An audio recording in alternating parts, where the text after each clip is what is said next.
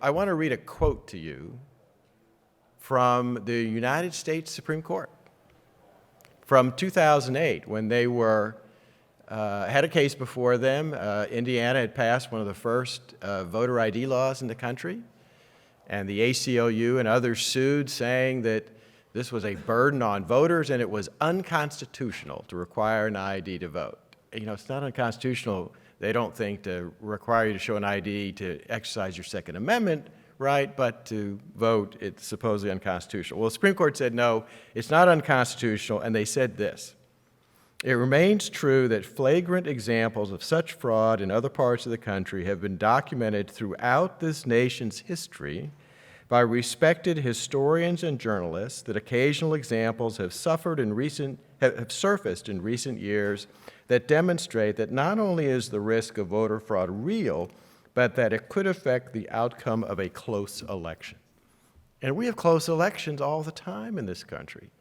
I'm constantly faced with people in the media and reporters calling me and saying, there's no voter fraud, it doesn't happen, why are you spending all this time on this?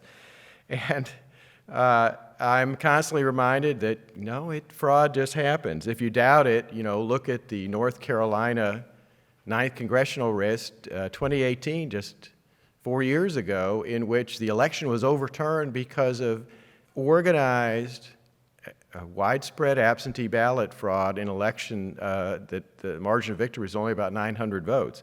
Or just a month or two ago, the Compton, California city council race was overturned by a judge in an election where the margin of victory was 1 vote. And the city council member who won that election pleaded guilty to fraud, along with a number of other individuals. And how did they commit fraud? Well, they used absentee ballots, but they engaged in voter registration fraud. They all claimed to live in Compton when they didn't actually live there. Or here's a case that I'm sure you didn't hear about because the media doesn't cover this.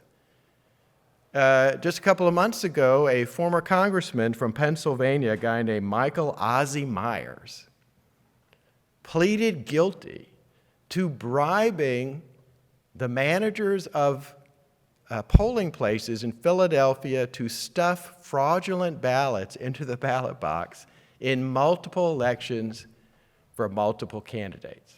Now, I said former congressman. He now works as a political consultant and has many clients who are candidates. This will be his second turn in federal prison. The first time he went was when he was caught accepting bribes as a congressman back in the 70s.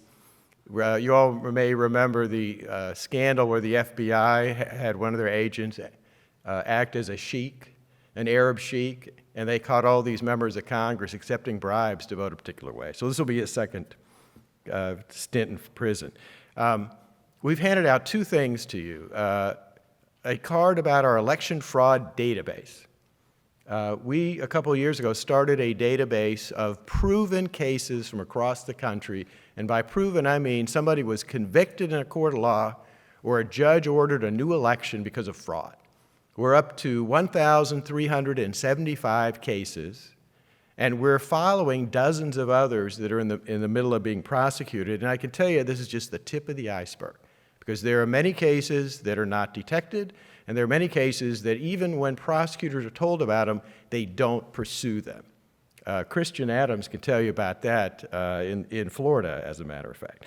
The other thing that we've done recently is we have started a thing called the Election Integrity Scorecard. And I've also handed out a card on that. You can go to our website. By the way, on the database, you can go to our website, click on any state, and it'll bring up a list of all the cases in your state.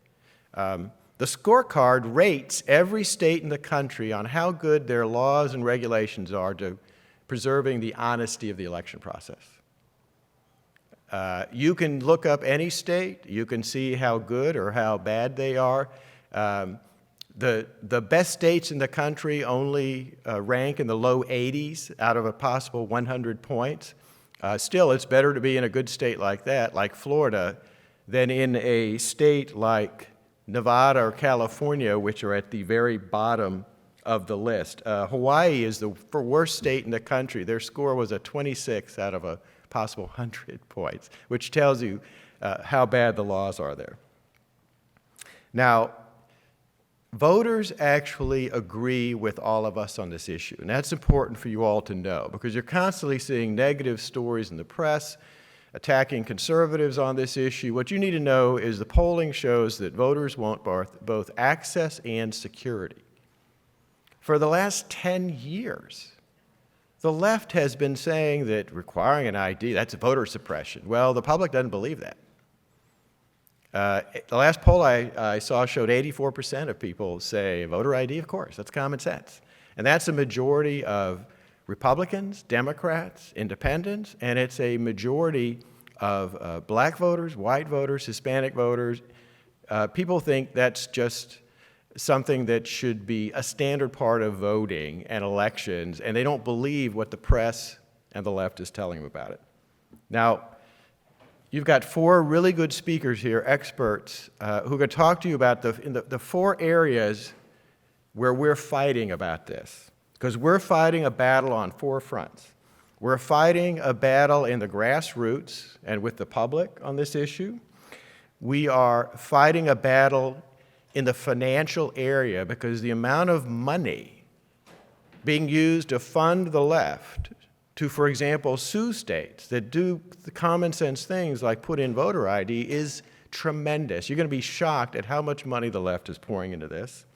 We are fighting in the courts because every time any state passes any kind of common sense reform, they are sued by a dozen left-wing organizations and these days also the Biden Justice Department. And we are fighting a fourth battle in state legislatures all over the country, and we're going to talk about that too. I'm going to end by telling you this. You've been at a conference now this is your third day, and you've been hearing about a lot of very important substantive issues in our culture, in our society, all these things that anytime the government is involved in any of those things, the only way you're going to get them changed is if, what? We can actually elect people who have the right views, as we believe, to solve these problems. Well, you're not going to get anybody elected, no matter how good they are, unless you've got an honest election system in which they have the ability to get elected. And that's why the work on this issue is so important.